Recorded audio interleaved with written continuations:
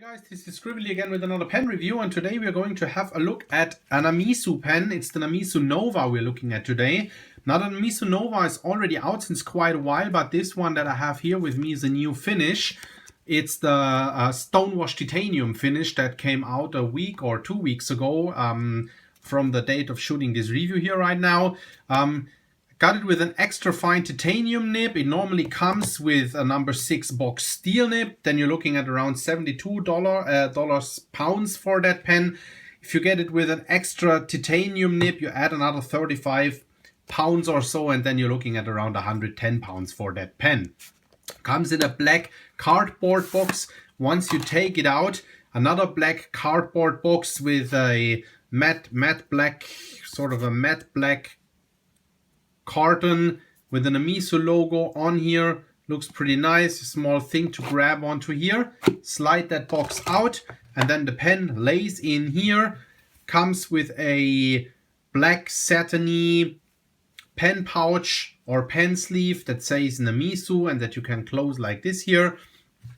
And then I got the pen with a black leather pen sleeve that costs another round about 10 or 12 pounds.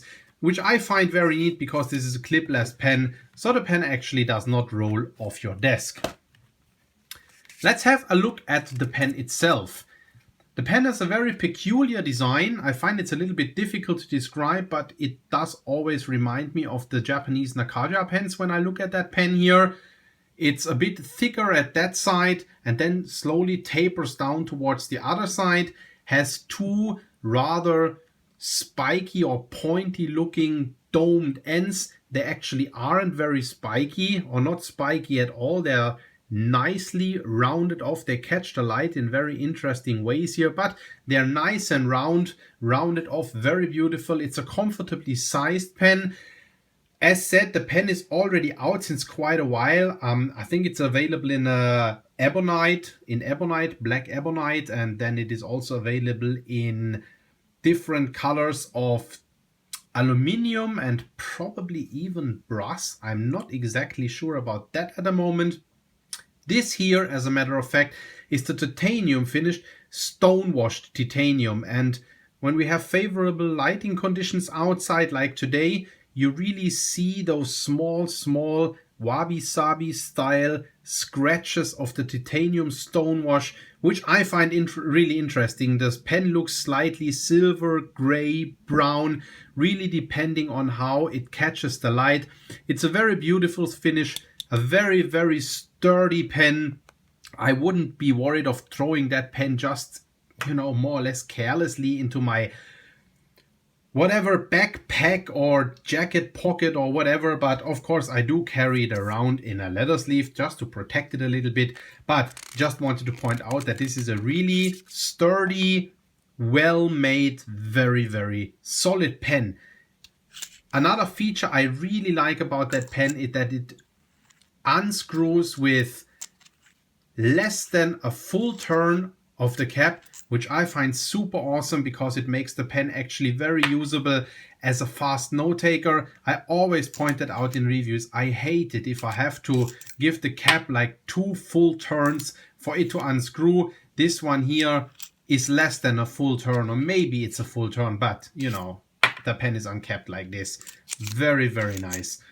Then the cap here has no sort of inner cap, but has not dried out upon me, so works very nice. Once you uncap the pen, it exposes this nice, lovely number 6 Bock titanium nib. The one here with an extra fine. The thing people really like about those titanium nibs is that they're semi-flex, and I'll show you that in the writing sample in a minute. And well, that is now a standard Bock titanium nib, the way all Bock titanium nibs look like. Bock logo on it, says Bock, says Titan, and then has some scroll work on it. And I find it's really nice to have a titanium nib on that titanium stonewashed finish because it just really goes well with the overall color design of that pen. And also, I just like the design of that pen. Very streamlined, very nice. Then you have a quite large section, which is nice because it actually really allows you to find your grip wherever you want. It's a little bit narrower down here, a little bit wider up here, and then it has a considerable step down here. You also see at the threading, it just has 2 threads, which is the reason for the pen to unscrew so fast.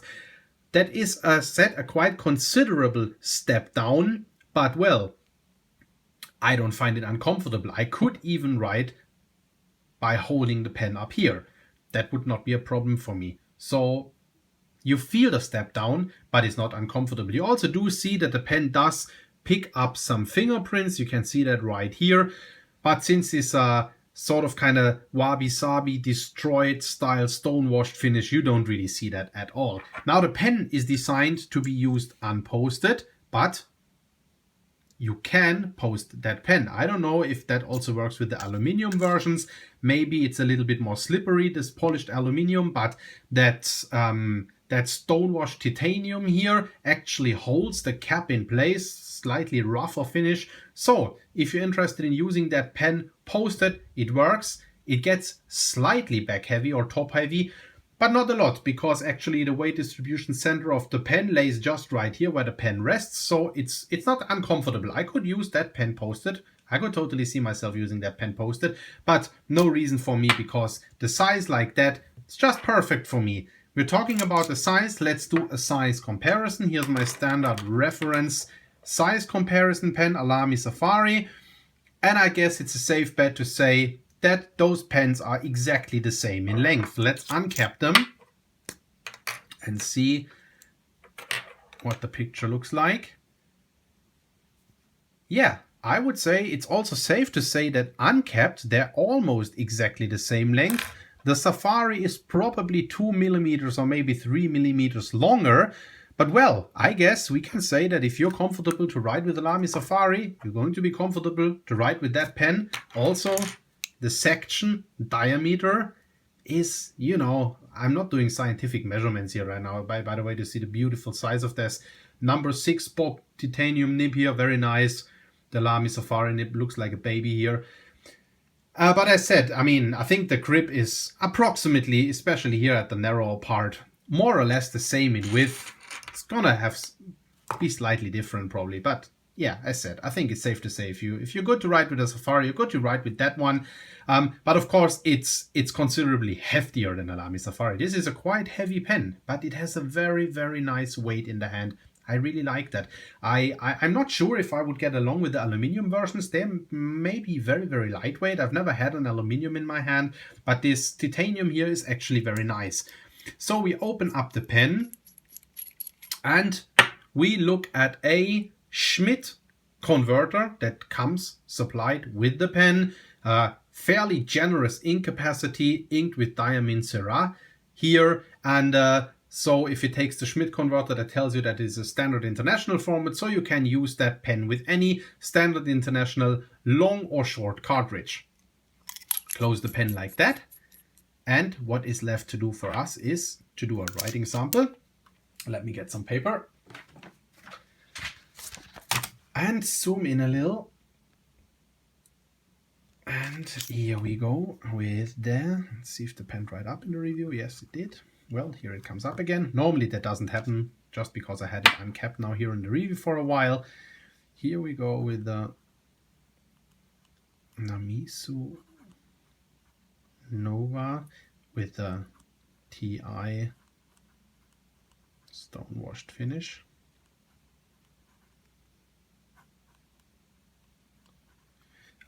This here is a Bock TI nib. Bock TI number 6 nib, and it is